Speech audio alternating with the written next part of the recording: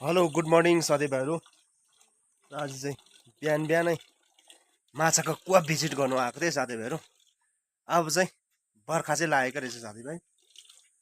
यहाँ घर अगाडि मेरो माछा कुवा छ। यसमा चाहिँ आज म पनि सरप्राइज भएँ। यहाँ आएर चाहिँ साथीभाइ सर्पा पसेछ। यहाँ पर कुनामा आएर बसेछ। यहाँ चाहिँ ओभरफ्लो पाइप थियो मेरो।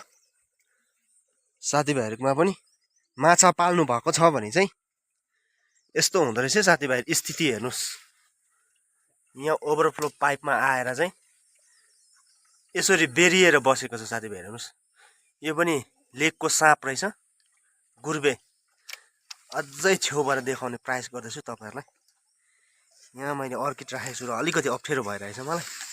हेर्नुहोस् है साथीभाइहरू, अब यसलाई निकाल्ने कसरी? यो निकै रिसेको जस्तो गर्दैछ हामीलाई देखेर।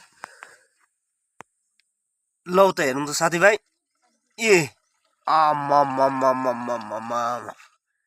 यसलाई चाहिँ अब कसरी निकाल्ने त? यसले मसिनो माछाको बच्चा चाहिँ सक्यो होला, चेट पारे यसले। हेर्नुहोस् त, यो त तर भुँडी त ठुलो छैन कि छ हौ? यसले खाएको छ आमा? खाएको छैन नि?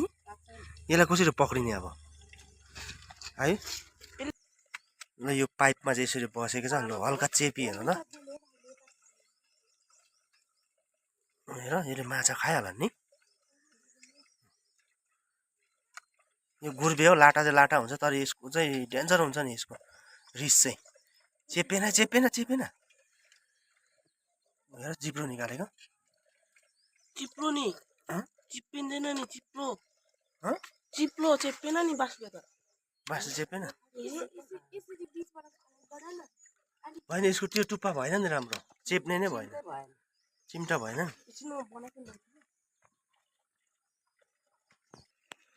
ल फेरि एकताल ट्राई गर्दैछौँ। जोगिएर है, जोगिएर है। त्यसले पुच्छरले पुरा पक्रिरहेको छ। च्याप्पै हुनु पऱ्यो है, च्याप्पै हुनु पऱ्यो। तिम्रो कसेन है, कसेन कसेन। लु लु भाग्यो नि अब। लु यसरी कुद्दो रहेछ साथीभाइ। हेर्नुहोस् त, लु खत्तम। लु पर पुग्यो, पर निस्किनु खोज्दैछ पर। हेर लु यसरी हिँड्दो रहेछ माछा। हुँदैन, तिम्रो चिम्टै भएन त्यो। हेर अब यसलाई चाहिँ टाढो लगेर फ्याँक्नु पर्यो, टाढो लगेर पर पर उता उयसमा खोल्सामा लगेर फ्याँक्नु पर्यो। नानी उता लैजाऊ, उता फ्याँक्नु पर्छ यसलाई चाहिँ। हेर साथीभाइहरू, तपाईँले माछा पाल्नु भएको छ भने चाहिँ साथीभाइहरू यसरी पस्दो रहेछ है। मेरो चाहिँ बच्चा यसबाजी लगाएको थियो, भुर्राहरू सक्यो। खै खाएछ, माछा निस्केछ खै।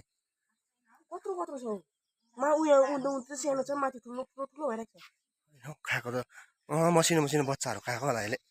लु लु यता निकाल। एकदम यो डेन्जर हो नि यो साँप त। ल साथीभाइहरू केयरफुल है।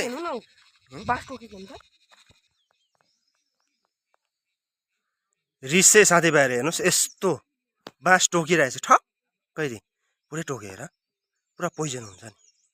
लु हरियो बाँसमा चाहिँ राखिहाल्नु।